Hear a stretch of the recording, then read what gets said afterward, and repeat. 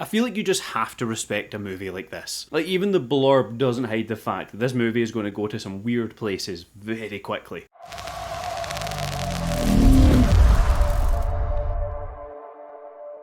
Unwelcome. As I mentioned, this movie is just absolutely batshit crazy. And I'm going to walk you through how we start from somewhat normality right up to just what the fuck. This movie opens up on Jamie and Maya. They're a very low-key, loving couple, very clearly just trying to have a baby.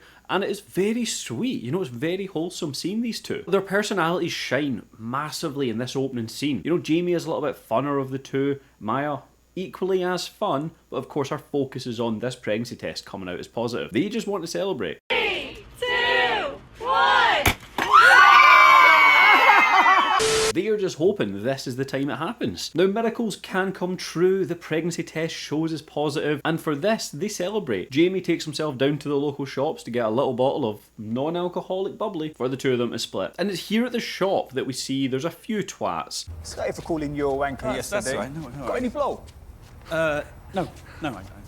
Mate, what's wrong? I can't ask a question. That's the only word for people like this. Well, there's probably a few more, but they're twats. And the annoying thing is, they're not entirely inaccurate. You know, that's the worrying thing. You do get people like this that just hang outside shops just to hurl abuse at people. You know, show their dominance, all that shit. So when they're walking back up the road, Jamie just has to slap back. He's clearly had enough of this. You know, just in a couple of the lines here, it's quite clear this is a very common occurrence for him and one that he is now sick of. So riding the high of being a new father, he is met with just the bottom of the barrel people here. It turns out he shouldn't have slapped back because these guys are doing more than just shouting abuse from the shop. They follow him home and what we get is genuinely a fantastic, harrowing, but fantastic scene of them breaking into the house just to attack Jamie. You know, we're following Maya. We hear Jamie come home, we follow her to the bathroom, and the shots here are fantastic. Don't come right.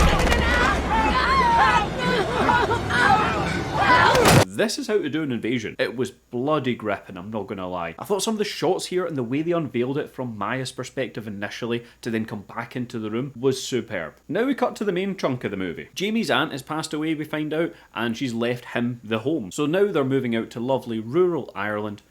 Rural Ireland. I do struggle sometimes, as you probably know. And they're going to create a better life for themselves. You know, one that's not got these little scumbags sitting by the shops. There's another one. Scumbags and twats.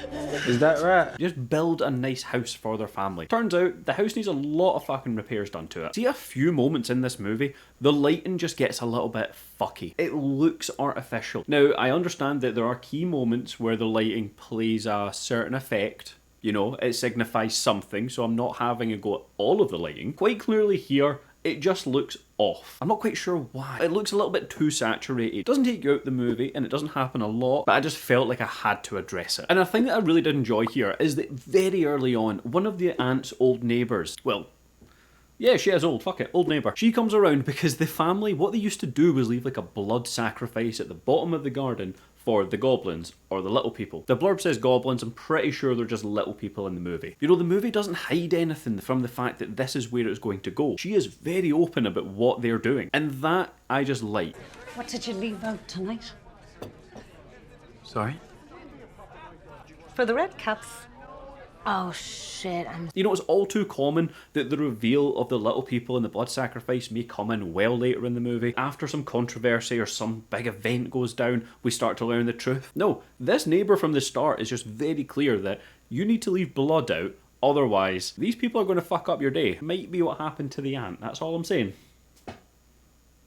It kind of was what happened to the aunt. Like, you know that's what's going to be the case here. Seriously, I had no idea. Mum never said a thing. Now, don't worry, the blood doesn't need to be people. Like, it can be anything. It can be liver, something at the butcher's, whatever it may be. And it's Maya and Jamie that don't believe the neighbour, but the neighbour is very keen on making this happen. Like, she's almost scared that they don't leave something out. It's important. So she starts snooping the garden, and given the invasion we had at the start of the movie, Maya's not happy with this. You know, whilst they don't believe, they feel like they have to do this because the woman's just going to keep coming in their fucking garden otherwise. She has a problem with boundaries, I think. That's the main thing here. And a large portion of this movie is just watching Jamie and Maya get integrated into their new home, into their new village. And it's very sweet. You know, they're cutting down to the local pub, which I will say is very realistic. You've got the one that sits on the corner who is clearly the drunk. Everyone else is just attitude.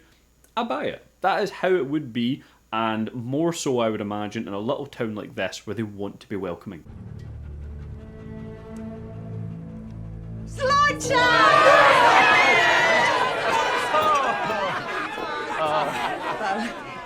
Not everyone's unwelcome, as in the name of the movie, but the town is very welcoming, for the most part. Though at one key moment, I just have to mention, it feels like we've fast travelled over to Earthern Peak.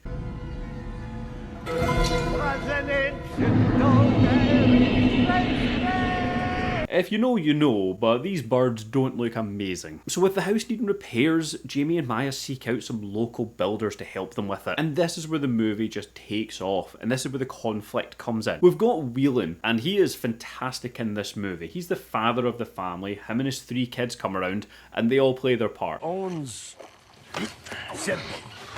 That is Hodor. Yeah, Hodor's in this movie. Now, I know he's not a Hodor here, however, he's not doing much different at the same time, so he's fucking Hodor all over again.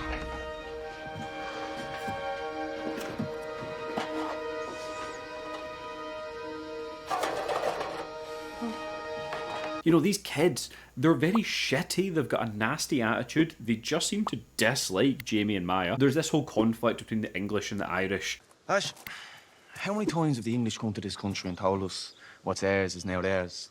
Too many, Killy. So Whelan's children just start like stealing things, disrespecting them, and Jamie has to stand up for himself.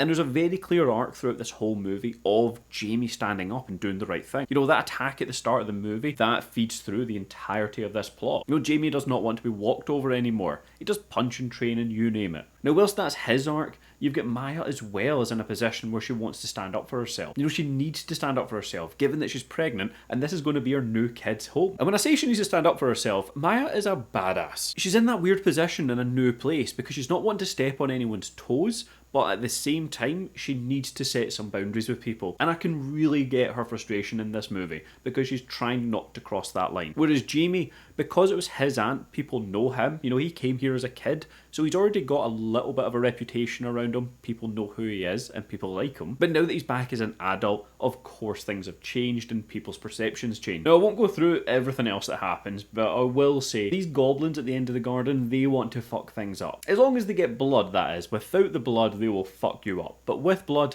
they couldn't care less. I'm a wicked baby. They take from the Irish folklore of the Redcaps. I looked up after the movie what they were and a little bit on them. I couldn't find much. You know, it seemed like a lot of the same things were written across various sites. However, all the photos and the depictions, they match here. And I've got no shame in showing you what they're like here because the movie makes no attempt to hide them from you. They're not doing that thing where it's kind of hidden until the final moments. This movie, as I said, unashamedly does not pretend that the Redcaps are not real. They're out here on full effect. And it becomes this kind of monster movie, one that you don't see many of these days. I very much enjoyed that. Not monster movie in the sense that you've got one antagonist that the group need to take down. They come out all the time. I'm talking about those movies kind of like Gremlin style, where it's people navigating and having to kind of work with the monsters. Again, these are way more vicious than the Gremlins, even after midnight had been fed and all that shit.